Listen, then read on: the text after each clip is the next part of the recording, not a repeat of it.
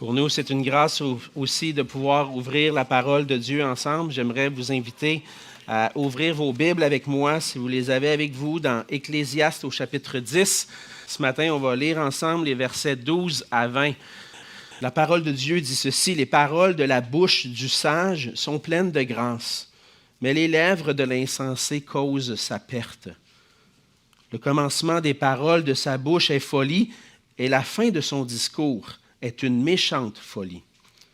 L'insensé multiplie les paroles. L'homme ne sait point ce qui arrivera, et qui lui dira ce qui sera après lui? Le travail de l'insensé le fatigue, parce qu'il ne sait pas aller à la ville.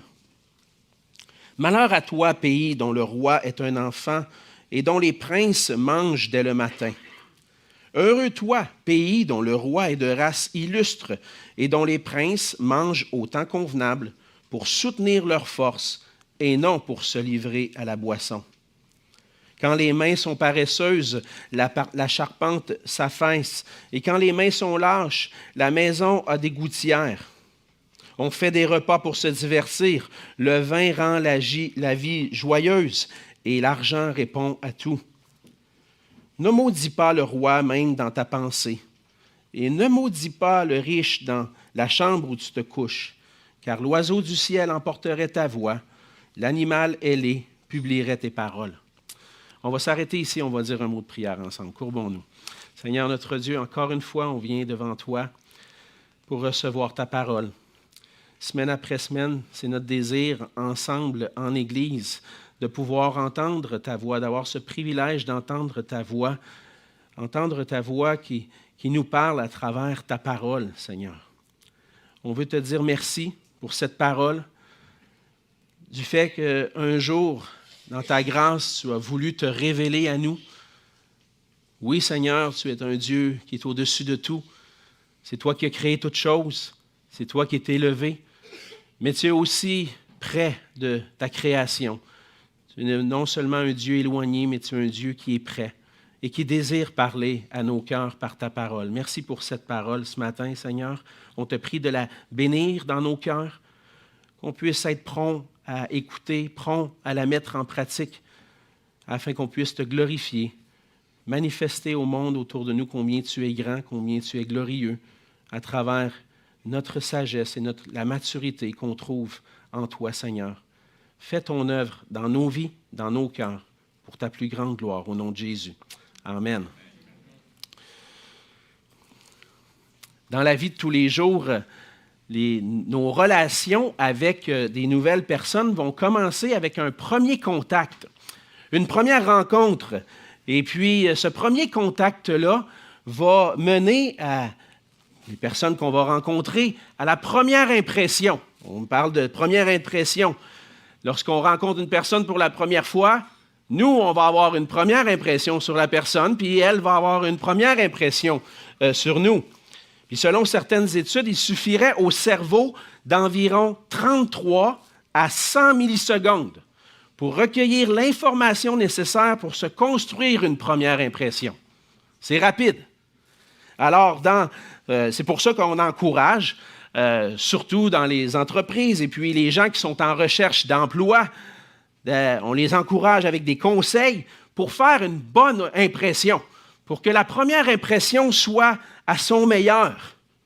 Certains vont dire, une bonne impression provoquera chez la personne une aisance naturelle et une chaleur humaine agréable qui amèneront à la personne un désir d'en connaître davantage. À l'inverse, une mauvaise impression laissera la personne vivre une sorte d'inconfort se traduisant comme une menace. Vous l'avez probablement déjà vécu. Vous rencontrez une personne en une seconde à peine. Vous avez déjà peut-être une petite idée qui vous donne le goût d'en apprendre plus ou de dire « Oups, peut-être qu'il faut que je me méfie ». Et si un premier contact avec des gens peut servir à faire une bonne impression, c'est à long terme qu'on va vraiment apprendre à connaître quelqu'un. C'est à long terme, à travers nos paroles, à travers nos actions, que les gens vont réellement savoir qui nous sommes. Et même si on peut faire une bonne impression au commencement d'une relation, c'est vraiment avec le temps que les gens vont nous connaître réellement.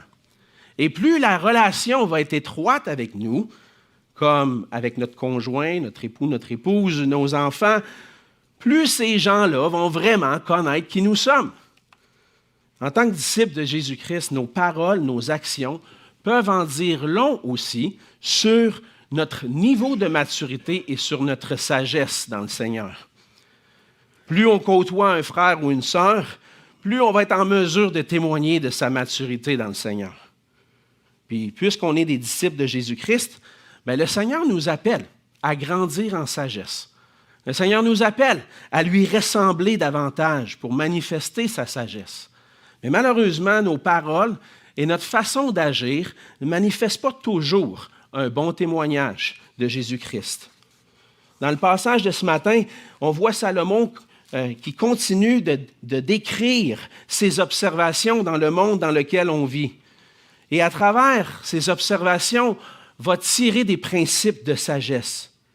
Si depuis les débuts de l'Ecclésiaste, on voit qu'on vit dans un monde déchu, un monde où tout est temporaire, où on voit que c'est important de développer la sagesse, bien, on voit aussi, comme dernièrement dans les passages qu'on a vus, que la sagesse ne va pas toujours garantir le succès.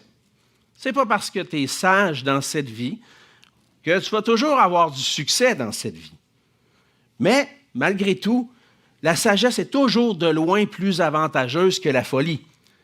Et pour cela, Salomon continue d'encourager à poursuivre la sagesse. Ainsi, puisqu'on a tous à rendre compte devant Dieu, un jour, il est préférable pour nous de vivre dans la crainte de Dieu afin de grandir dans la sagesse de Dieu. Et ce matin, on va voir d'autres domaines d'application de la sagesse selon Dieu qu'on trouve dans la parole. Et on va voir que dans ce monde déchu, marcher dans la crainte de Dieu nous conduit à manifester la sagesse dans nos paroles et dans notre façon de gérer ce qu'il nous confie. En tant que disciple de Jésus-Christ, on voit dans les versets 12 à 14 qu'on doit premièrement manifester la sagesse dans nos paroles. Le passage commence avec la première phrase qui dit « Les paroles de la bouche du sage sont pleines de grâce ». La sagesse se manifeste par des paroles, mais qu'est-ce que c'est exactement des paroles pleines de grâce?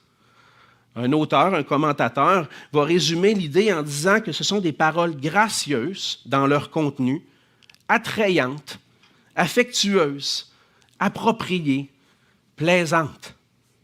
C'est des paroles qu'on ne se lasse pas d'entendre. C'est comme du bonbon pour nos oreilles. C'est comme du miel à nos oreilles, des paroles pleines d'amour, de bonté, de douceur. Dans le fond, le sage a des paroles pleines de grâce. Ce sont des paroles qui font du bien. Ça fait du bien à notre âme. Et comme Paul va l'exhorter aux Éphésiens, Éphésiens 4, 29, il va encourager les chrétiens.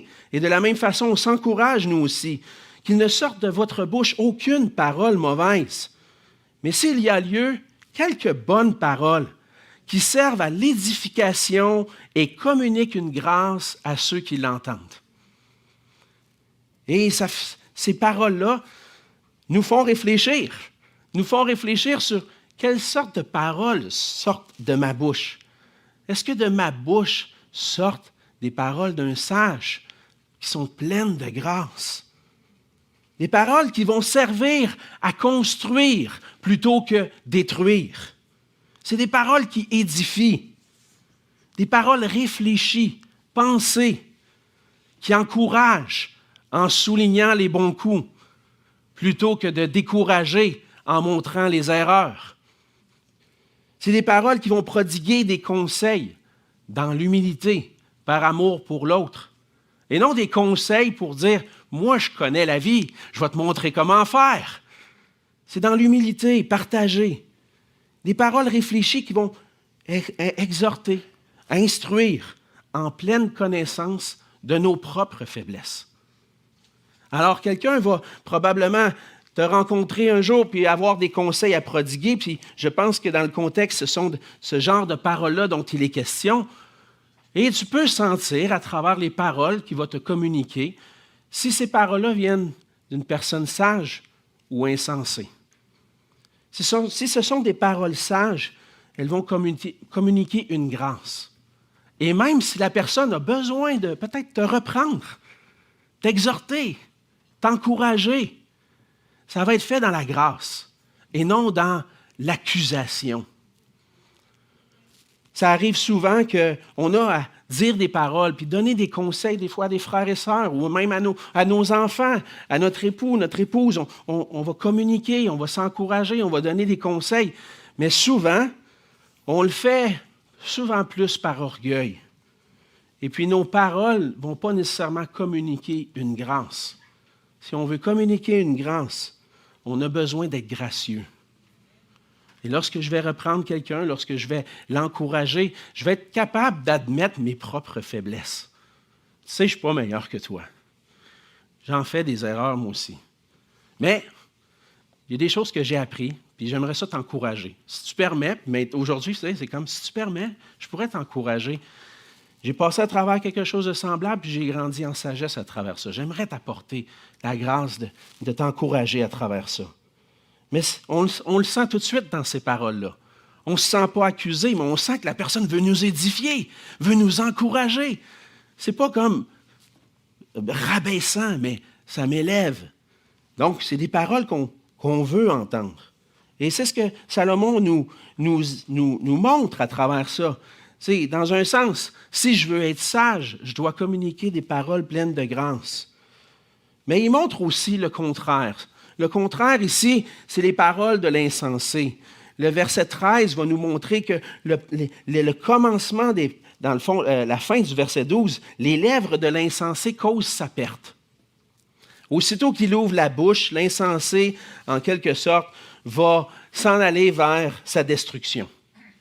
Ça ne va pas fonctionner pour lui. Et quelqu'un qui est irréfléchi dans ses paroles, même il y a des proverbes qui vont dire qu'il est pire qu'un insensé. Il cherche le trouble. Il cherche des problèmes s'il n'est pas réfléchi dans ses paroles. Et de voir le contraste entre la bénédiction de la sagesse puis la malédiction d'être insensé dans nos paroles est là pour nous encourager à poursuivre cette sagesse-là. Le proverbe 29-20 va dire, « Si tu vois un homme irréfléchi dans ses paroles, il y a plus à espérer d'un insensé que de lui. » Déjà, ça annonce beaucoup de choses d'avance. Tu l'entends parler, tu vois qu'il n'est pas très réfléchi, un insensé, c'est mieux que ça. Alors, fais attention à ce que tu écoutes. Fais attention aux paroles que tu vas entendre. Et plutôt que de manifester la sagesse, il va manifester la folie. On voit dans le passage, au verset 13, que le commencement des paroles de l'insensé, il commence à parler. Il n'a pas dit grand-chose. Déjà, on peut percevoir, pas très intelligent ici. Là. Mais l'affaire, c'est que lui, il continue de parler. Il y a encore des choses à dire. Et plus il avance dans ses paroles, plus on va sentir la méchanceté dans son cœur puis les folies qui sortent. On est capable de le reconnaître déjà au commencement, mais ça ne va pas s'améliorer en avançant. Et bien souvent, ça va arriver dans le contexte ici des conseils que certains qui pouvaient travailler proche du roi allaient donner. Souvent, des gens pouvaient entendre parler d'une situation et dire « Moi, j'ai une réponse et voici ce que tu dois faire. » Mais en réalité, lorsqu'on regarde le passage, on voit que plus l'insensé parle, moins ses conseils méritent d'être écoutés. Au verset 14, l'insensé multiplie les paroles. Il dit « Ah, tu devrais faire ça. Parce que si tu fais ça, voici ce qui va arriver. » Ouais, mais le texte dit « Qui sait ce qui va arriver? L'homme ne sait pas ce qui va arriver après lui. Comment tu peux prodiguer des conseils puis prédire d'avance ce qui va arriver? Tu ne le sais même pas. » Et souvent, l'insensé va dire des conseils et dire « Fais ça, tu vas voir, ça va marcher. » Es-tu sûr de ça? On a vu que même la plus grande sagesse, parfois, n'est pas empêchée de vivre des malheurs. Tu ne sais pas ce qui va arriver. Tu peux prendre des conseils de sagesse puis espérer que ça aille pour le mieux. Mais tu ne peux pas nécessairement dire qu'à cause de... Et de toute façon, celui qui est insensé ne va pas donner des bons conseils. Tu ne le sais pas. Et si tu suis ses conseils à lui, tu risques de t'en aller dans la mauvaise direction. Mais ça se manifeste souvent dans nos propres vies. Bien souvent, on va parler sans avoir écouté attentivement. Et là, vous pouvez voir tous les doigts pointés vers moi. Parce que des fois, ma femme va commencer à parler d'un sujet. « Ah oui, je suis au courant de ça, là. Puis regarde, ça. Ouais, mais j'ai pas fini, là. Ah non, mais tu sais, t'as pas besoin, je la connais, l'histoire. Regarde. » Puis finalement, il y a des petits twists que dans l'histoire pourraient changer ma perspective, ma façon de dire les choses. Et souvent, ça va se manifester comme ça. On a quelqu'un qui vient nous voir, puis tout de suite, je n'ai pas fini d'écouter. La personne m'a parlé 5 secondes, puis je sais déjà toute la réponse que je vais lui donner, parce que je suis sage, moi. Oups, là! Pas nécessairement. Parce que quand on écoute, puis qu'on prend le temps d'écouter, des fois, ça peut nous amener à réfléchir. Mais l'insensé, lui, va donner ses conseils, parler sans écouter, puis il ne sait même pas ce qui va arriver. Et dans le fond, ce que Salomon est en train de faire, c'est qu'il fait ces observations-là, mais dans le but de nous avertir, de nous mettre en garde, de veiller sur nous-mêmes. Si tu parles de manière insensée, tu risques de causer ta perte. Parle de manière insensée sans avoir écouté, peut-être qu'il y a des liens de confiance qui vont être brisés à travers ça. Peut-être que tu ne seras pas une bonne personne pour conseiller d'autres. Peut-être que les relations peuvent être brisées à travers ça. Réfléchis, écoute, parle, cherche à parler avec sagesse, sachant que tu ne sais pas ce qui va arriver. Puis peut-être que les gens vont dire, il y a de la confiance que je peux avoir dans cette personne-là parce qu'elle est sage. En tant que disciple de Jésus-Christ, on doit veiller sur notre bouche pour parler avec sagesse. Il y a plusieurs proverbes qui peuvent nous faire réfléchir sur ça. Je vais en donner quelques-uns ce matin parce que je pense qu'on a besoin de s'arrêter et réfléchir. Dans le Proverbe 10, verset 19, « Celui qui parle beaucoup ne manque pas de péché, mais celui qui retient ses lèvres est un homme prudent. » Dans quel clan tu es? Celui qui parle toujours ou dans celui qui se retient un petit peu plus? Si je parle beaucoup, j'ai plus de risque de tomber par mes propres paroles.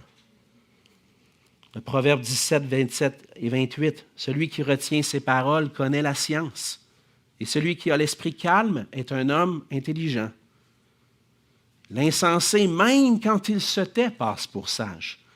Celui qui ferme ses lèvres est un homme intelligent. » Peut-être que tu rencontres une personne, peut-être que ce n'est pas une personne sage, mais juste le fait qu'elle ne parle pas, déjà, tu peux peut-être te dire, il est peut-être correct, ce gars-là. Finalement, tu vas apprendre qu'il ne l'est pas. Mais juste le fait qu'il ait fermé sa bouche donne l'impression que. Et bien souvent, c'est ce qu'on devrait faire. Tais-toi. Arrête. On a assez entendu, là. Ça fait 5-10 minutes que je t'écoute, puis là, tu t'en vas où avec ça, là? Puis des fois, c'est pas juste vous, c'est moi aussi. On a besoin de veiller sur ce qu'on dit. Faire attention. Jacques 1,19, « Sachez-le, mes frères bien-aimés, ainsi que tout homme soit prompt à écouter, lent à parler, lent à se mettre en colère. » Et c'est souvent sous le coup de la colère qu'on va faire étalage de notre folie, parce qu'on peut dire bien des niaiseries. Et plusieurs versets vont parler de l'importance de manifester la sagesse par notre bouche, parce que c'est facile de parler, mais difficile de se contrôler. Et Jacques fait état de ça. Là, le verset ne sera pas affiché, je pense que je l'ai oublié dans les PowerPoint, mais le Jacques 3, verset 8, vous pouvez le noter. La langue, aucun homme ne peut la dompter. C'est un mal qu'on ne peut réprimer. Elle est pleine d'un venin mortel. Et là, si tu écoutes bien ce passage-là, aucun homme ne peut dompter sa langue. OK, mais si je ne suis pas capable de dompter ma langue, comment est-ce que je vais faire pour pouvoir être sage dans mes paroles? Naturellement, aucun homme, aucune femme, aucune personne peut dompter sa langue. Comment faire d'abord? Si tu me dis qu'il faut que je sois sage, qu'est-ce que je dois faire? Mais pour maîtriser notre langue puis manifester la sagesse par notre bouche, on a besoin de la sagesse de Dieu. C'est de là que vient cette possibilité de trouver la sagesse par notre bouche. C'est une sagesse. Cette sagesse-là qui vient de Dieu, c'est une sagesse qui vient par l'Esprit de Dieu. Et l'Esprit de Dieu, lorsqu'on vient à Christ, vient faire sa demeure en nous et vient nous rendre capables d'être sages, de ressembler à Jésus-Christ. Parce que le Saint-Esprit vient, par le fruit qu'il produit en nous, apporte la maîtrise de soi. Et c'est souvent là le problème. On a de la difficulté à se maîtriser. Je ne suis pas capable de dompter ma langue parce que naturellement, je n'ai pas de maîtrise de moi-même. Mais c'est une œuvre de l'Esprit de Dieu de me maîtriser et à travers la maîtrise de soi, de maîtriser sa langue. Alors, c'est une œuvre du Saint-Esprit. J'ai besoin de l'Esprit de Dieu, mais en même temps, j'ai des efforts à faire. On voit dans les Écritures que la chair a des désirs contraires à ceux de l'esprit. Donc, si j'ai tendance à vouloir parler puis faire étalage de tout ce que je sais, c'est peut-être parce que ma chair veut prendre le dessus. Ce n'est pas l'Esprit de Dieu. Mais en même temps, l'apôtre Paul va dire de mettre à mort, dans Romains 8, 13, de mettre à mort les œuvres de la chair. Tu as de la difficulté à te maîtriser. Mais mets à mort, par l'Esprit de Dieu, les œuvres de la chair. Alors, si c'est un défi pour toi de maîtriser ta langue, de dompter ta langue, de manifester la sagesse, demande à Dieu son aide. Commence par prier. Et puis souvent, dans la prière, à travers les Écritures, le Seigneur nous montre notre propre cœur, nous montre nos propres faiblesses. Des fois, je l'ai dit souvent, quand j'étais un célibataire, j'étais un bon gars quand je me regardais dans le miroir. Mais le miroir a changé quand je me suis marié. Puis il ne reflétait plus les mêmes affaires. Seul avec moi-même, j'étais un bon gars.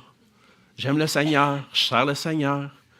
Mais là, quand ça arrive, quelqu'un qui vient se placer en avant de toi comme ça, puis il dit « Hey, toi là, t'as ça. Wow, j'étais un bon gars, moi, finalement. Je suis plus un bon gars, là. T'es-tu en train de dire que je suis plus un bon gars? » Non, mais le Seigneur utilise ton épouse, ton époux pour te sanctifier. Il utilise tes frères et sœurs des fois aussi comme un miroir pour que tu puisses grandir dans ta sagesse, dans la maturité en Jésus-Christ. Et on a besoin les uns des autres. Mais je sais que dans notre culture, dans notre société, des fois on va remarquer des choses chez les frères et sœurs. Oh non, mais je ne dirai pas. Non, regardez ça pour moi. Je n'ai pas besoin de dire, non, mais c'est parce que si j'y dis, je sais, il va réagir de telle façon. Mais tu ne sais pas, peut-être que le Seigneur veut t'utiliser toi pour apporter la sanctification dans la vie d'un frère, d'une sœur. Oui, mais je ne sais pas comment. Le Seigneur nous donne toutes les instructions comment faire. Si tu veux aller voir ton frère puis le reprendre, bien peut-être que tu vas regarder à ton propre cœur puis enlever le poutre qui est dans ton œil avant d'aller enlever la paille qui est dans son œil à lui. Tu vas confesser tes propres péchés, tu vas y aller dans l'humilité, tu vas chercher la sagesse de Dieu. Sachez, frères et sœurs, que Dieu veut nous utiliser pour être sanctifiés les uns les autres. Il veut m'utiliser pour aider, mais surtout aussi, il veut utiliser les autres pour me sanctifier. Avez-vous un cœur ouvert, humble, prêt à peut-être recevoir des fois une réprimande qui vient d'un frère ou d'une sœur. Peut-être que dans mes paroles, j'ai dit des folies. Peut-être que j'ai besoin d'être repris. Cette fois-là, ma femme ne m'a pas entendu, fait que je ne me ferai pas reprendre. Qui va me reprendre? Mes frères et sœurs. Alors, pour ça, il faut s'encourager. Il faut s'encourager à veiller sur nos paroles, pour manifester la sagesse dans nos paroles. Mais il y a un autre aspect dans lequel on doit veiller, c'est le fait de manifester la sagesse dans ce que Dieu nous confie, dans la gestion de ce que Dieu nous confie. On arrive au verset 15. Le travail de l'insensé le fatigue parce qu'il ne sait pas aller à la ville. Et puis dans la suite, il va parler au verset 16, « Malheur à toi, pays dont le roi est un enfant et dont les princes mangent dès le matin. » Plus loin, au verset 18, « Quand les mains sont paresseuses, la charpente s'affaisse, et quand les mains sont lâches, la maison a des gouttières. On fait des repas pour se divertir, le vin rend la vie joyeuse, et l'argent répond à tout. » Dans le fond, ce qu'on voit à travers ce passage-là, c'est que l'insensé, il ne manifeste pas seulement par ses paroles, mais aussi dans son travail, dans sa façon de travailler, dans sa façon de prendre soin des biens que Dieu confie. Là, on le voit déjà, le travail de l'insensé va le fatiguer parce qu'il ne sait pas aller à la ville. Et ce verset, donc, va souligner, en quelque sorte, l'ignorance, l'incapacité de réfléchir de l'insensé.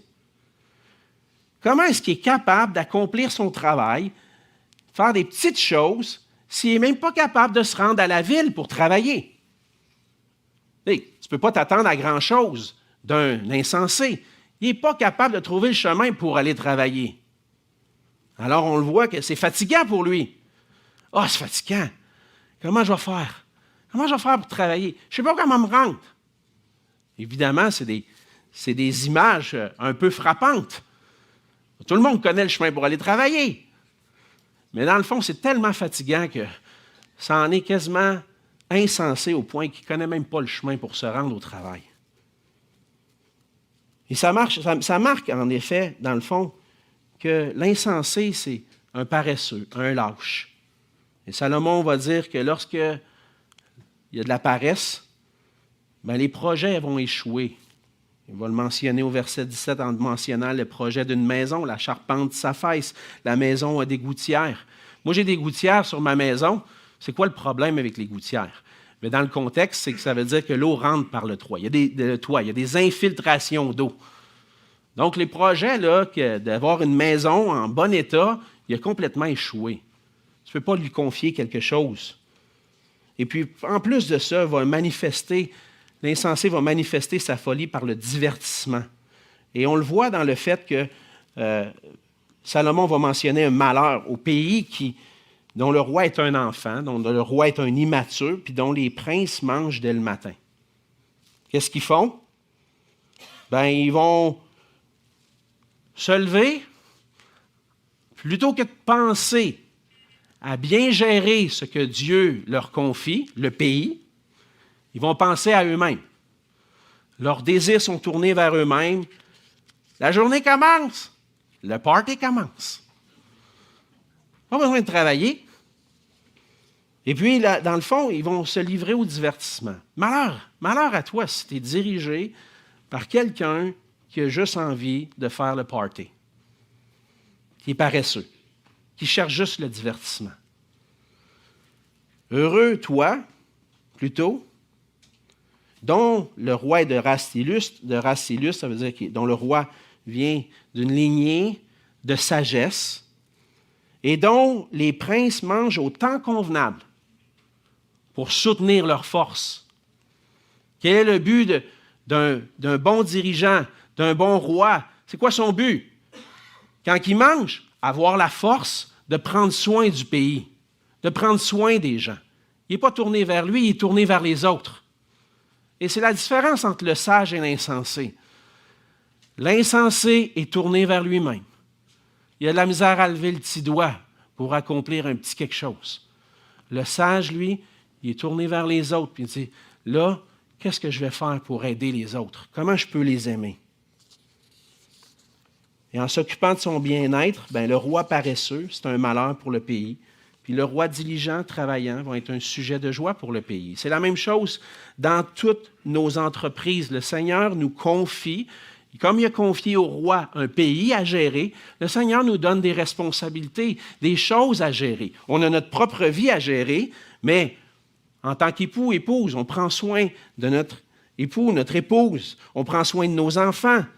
Et selon nos dons, nos capacités, le Seigneur nous confie des responsabilités de veiller sur des gens. En tant que parent, je dois veiller à l'éducation, au bien-être de mes enfants. Puis c'est du travail. Mais comment je vais y arriver si tout ce que je cherche dans ma vie, c'est le divertissement? Si je passe mes soirées à regarder des séries sur Netflix ou des shorts sur YouTube ou des TikTok, puis que je dépose mon téléphone à 2 heures du matin, puis là, OK, là, il faudrait que je me couche, là. Comment tu vas être en forme pour prendre soin des gens que Dieu te confie si tu es toujours dans le divertissement? Ça ne fonctionne pas. Oui, ça arrive, des fois, on peut se divertir. Il n'y a rien de mal à ça. De temps en temps, j'aime ça pratiquer un sport. Je vais sortir une couple d'heures, puis je vais revenir. J'ai d'autres choses à faire. Je vais peut-être aller jouer un 9 trous sur un par 3 plutôt qu'un 18 trous qui va me prendre toute la journée. Je vais calculer mes choses. Le divertissement n'est pas là. Le divertissement n'est pas là pour juste moi. C'est pour un peu aussi m'aider, des fois, à réfléchir, à évacuer. Mais en même temps, je suis tourné vers les autres. Je suis tourné vers ceux que le Seigneur me confie. Et ça m'amène, dans le fond, à la réflexion suivante. Parce que le Seigneur nous confie, des fois, une épouse, des enfants, mais non seulement ça, une mission. L'Église de Jésus-Christ est appelée à une mission. Puis si je suis toujours dans le divertissement, je vais manquer de temps pour la mission. Le Seigneur nous appelle à former des disciples matures. Comment ça va arriver si je ne suis pas mature? Si je suis un insensé, si je ne grandis pas dans la sagesse du Seigneur, jamais je pourrai enseigner d'autres à devenir matures dans le Seigneur. Hey, j'ai du travail à faire, là. Ça ne se limite pas à ma petite maison, ma petite famille. Non, ça déborde. Et on a besoin de réfléchir, de dire, où est-ce que je mets mon temps? Est-ce que je suis en train de manifester le cœur d'un paresseux? Ou est-ce que je suis en train de manifester la sagesse de celui qui se met au travail pour la gloire de Dieu? Donc, là, certains vont dire, ouais, mais tu sais, c'est beau le ministère, puis c'est beau, là, mais des fois, là, on peut se faire embarquer dans le ministère, là, puis négliger ma famille. C'est pas juste la famille qui, des fois, empêche l'œuvre du ministère, ou des fois, le travail qui empêche l'œuvre du ministère. Des fois, le ministère, le travail peut empêcher la vie de famille. Le ministère peut empêcher aussi. Alors, qu'est-ce que je dois faire? Je dois garder un équilibre. Je ne peux pas juste me consacrer, juste ma famille, même si c'est une de mes priorités. Le Seigneur m'appelle aussi à d'autres choses. Et si le Seigneur m'appelle aussi à d'autres choses, je ne dois pas négliger l'autre. Hein? On a plusieurs domaines de responsabilité. Puis la sagesse m'amène à trouver l'équilibre dans tout ça pour obéir au Seigneur en toutes choses. Ce n'est pas toujours facile. On jongle avec plusieurs balles, puis là, je suis en train d'en échapper, j'ai de la difficulté. Seigneur, viens m'aider. Je veux garder l'équilibre, je veux faire des choix sages pour prendre soin de ce que tu me confies. Et à la fin, le passage nous amène finalement encore avec la sagesse dans nos paroles, mais particulièrement dans les paroles par rapport aux dirigeants. Et c'est là qu'on termine avec le verset 20. Il dit « Ne maudis pas le roi, même dans ta pensée. Ne maudis pas le riche dans la chambre où tu te couches, car l'oiseau du ciel emporterait ta voix, l'animal ailé publierait tes paroles. » Et donc, on doit veiller sur notre façon, non seulement de parler, mais de penser de nos dirigeants. Il dit, ne maudis pas le roi dans ta pensée. Là, certains vont dire, ouais, mais il y a des affaires qui se passent dans notre société. Là, des fois, les dirigeants, c'est pas sûr que c'est les bonnes décisions. Est-ce que le passage est en train de nous dire de ne pas avoir un esprit critique? Non. Il ne nous empêche pas d'avoir un esprit critique. Mais, dans un sens, lorsque tu vois que des décisions sont prises, puis ils ne sont pas nécessairement les plus sages, comment tu vas les gérer? Comment tu vas gérer ta réaction? Et dans une société démocratique, on a le droit de critiquer puis de voir, de dire, d'avoir un esprit critique, de voir que des fois les décisions ne sont pas toujours les bonnes. Mais est-ce que je vais cultiver des mauvaises pensées dans mon cœur? En disant, hey, j'ai-tu hâte que Trudeau débarque? Ou que Legault débarque? Ah, mais amène-moi pas lui ou lui, là, par exemple. Là. Ah, ça sera pas mieux. Puis là, on est tout le temps en train de critiquer tout le monde. Critiquer tout le monde, puis on peut critiquer dans le sens que on peut arriver à un point où ce n'est pas seulement de la critique, un esprit critique, mais c'est de souhaiter du mal. Penser, et s'il pouvait y arriver quelque chose? Enfin, on serait libéré de lui. Mais dans le contexte, c'est ça. C'est des gens qui travaillent près du roi, qui sont en train d'apporter des conseils au roi, puis qui voient les mauvaises décisions. Fais attention comment tu penses, parce que de la manière que tu penses, cette année, ça va sortir. Et puis, les murs ont des oreilles. Puis ça pourrait te causer du trouble. En tant que chrétien, le Seigneur nous appelle, oui, des fois, avoir du discernement sur ce qui se passe autour de nous, dans les autorités, qu'est-ce qui se passe autour de nous. Mais l'appel du Seigneur pour nous comme chrétiens, c'est de veiller sur notre bouche, veiller sur nos cœurs, pour ne pas médire du mal, mais surtout de prier pour nos dirigeants. 1 Timothée 2, versets 1, 2 et 8, j'exhorte donc avant toute chose à faire des prières, des supplications, des requêtes, des actions de grâce pour tous les hommes, pour les rois, pour tous ceux qui sont élevés en dignité, afin que nous menions une vie paisible et tranquille, en toute piété et honnêteté. Prions pour nos gouvernements. Et Paul va conclure cette section en disant, je veux donc que les hommes prient en tout lieu, en élevant des mains pures, sans colère ni mauvaise pensée. Veille sur ton cœur, sur comment tu traites tes dirigeants dans ton cœur. On a besoin d'être prudent, on a besoin d'être sage. Ça veut dire de prier pour eux. Alors, dans ce monde déchu, ce qu'on a besoin pour pouvoir vivre la sagesse dans nos paroles, pour pouvoir vivre la sagesse dans les biens, dans la gestion des biens que Dieu nous confie, ce que j'ai besoin, c'est de marcher dans la crainte de Dieu. J'y arriverai pas sans craindre Dieu. Et ce qu'on veut, c'est plus que provoquer une bonne impression. On veut manifester la sagesse par nos paroles et nos actions tout au long de notre vie. Que les gens qui nous côtoient puissent dire, lui, je vois que le Seigneur fait un travail dans son cœur, puis il ressemble de plus en plus à Jésus. Je le regarde, puis je vois qu'il grandit en sagesse. Je le vois dans la manière qu'il parle. Je le vois dans la manière dont il va gérer ce que le Seigneur lui confie, sa famille, ses ministères. Et là, la question qui vient pour nous, c'est si on veut grandir en sagesse dans la crainte de Dieu, est-ce qu'on marche dans la crainte de Dieu? Parce que la crainte de Dieu, c'est le commencement de la sagesse. Et si je veux être sage dans mes paroles, dans mon intendance, dans mes paroles à l'égard des dirigeants, je dois connaître Dieu, craindre Dieu. Et ça commence en venant à Jésus-Christ. Je marche dans la crainte de Dieu si je reçois le cadeau du salut qui m'est offert en Jésus-Christ. Je peux, oui, d'une manière religieuse, essayer d'obéir à Dieu, mais jamais j'aurai la sagesse de Dieu qui vient de Christ, de son esprit, si je ne suis pas en relation avec lui, puis si je n'ai pas cru en lui. Toute ma sagesse, toute la sagesse de Dieu commence avec une relation intime avec Jésus-Christ. On a besoin de venir à lui, reconnaître nos péchés, confesser nos péchés et voir en lui notre seul moyen de salut, comme on l'a chanté tout à l'heure, puis qu'on va le célébrer ensemble à travers le repas du Seigneur. Mais ensuite de ça, j'ai cru, mais je vais obéir.